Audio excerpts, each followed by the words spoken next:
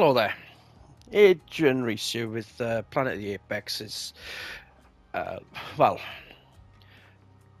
long-awaited return to WRC clubs, which, interesting enough, on the PS5 somehow has this bit of a glitch going on, where every single WRC club is called WRC Club.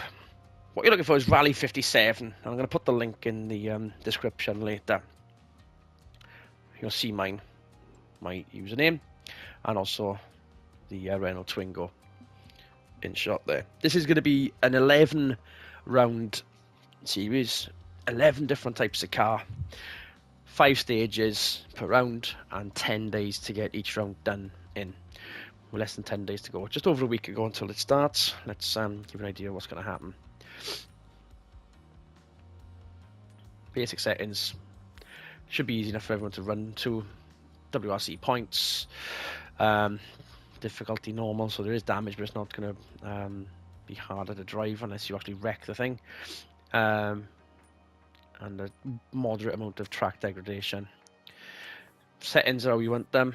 You know, if you want to run whatever you like, run whatever you like in terms of gearbox, how you drive, whether it be controller, steering wheel, assists, and all that. Level. Welcome one, welcome all. The schedule is sort of traditional. You start off at the Monty, and you end up in, well, Chile. But what I've discovered is that the hills and valleys, when you set them to winter, look very much like the Kilda Forest Welsh, or the Welsh stages of the RAC. But each round has its own trials and tribulations. So the Monty and tarmac made it easier by it's not being snowing.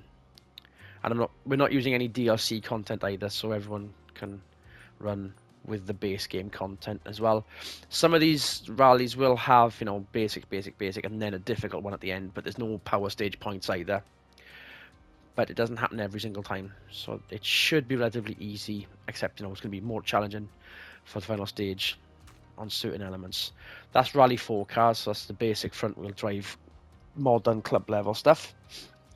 Rally Sweden then is WRC2, four-wheel drive hatchbacks, not the top tier WRC cars, but still relatively quick. Looks easy, but the snowbanks will say otherwise. Shorter stages than the Monty, but I still think it's very difficult. Then we go to Kenya. Same with the stage lengths. Some of them are shorter, but different tasks altogether, with the rocks and the desert and the bumps and the trees and the potential misunderstandings. But I've also randomized the weather, but it looks like it's going to be a very wet one indeed. Portugal then, same with the unexpected weather, but it looks like it's very sunny. But we're going to be, Kenya's going to be in rear-wheel drive historics, the stuff like the Mark II Escort and the Alpine and the Hillman Imp, things like that.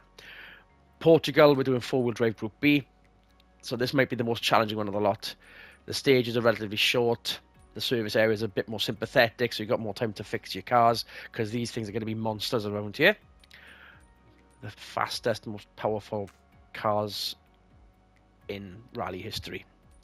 Super 1600 then around the tarmac of the Mediterranean. It's Corsica, we know it's Corsica, but it's very rough tarmac.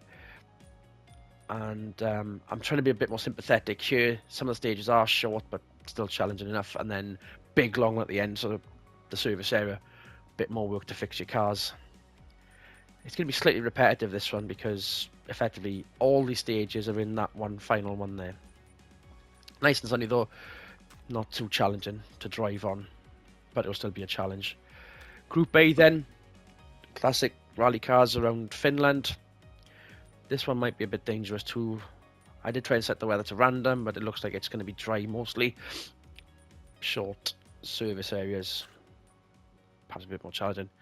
Then we're off to New Zealand, Oceania. Weather's set to random here too. Stages are relatively short compared to the rest of them, but these two are effectively combined to make that final stage there. Mexico, this one hard to work in because it's effectively, you kind of go through the same quarry every time, so we try our best to avoid that. But you can see we're doing at least some of the same sections, just not as we know them every single time. But at least we'll be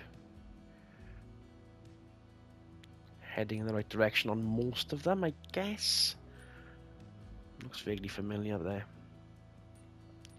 But anyhow, big challenging stage at the end with a larger service point. Sardinia then, Italy. Whether it's random and a bit. I think this one's going to be very challenging, so there's a lot more sympathy in the service areas.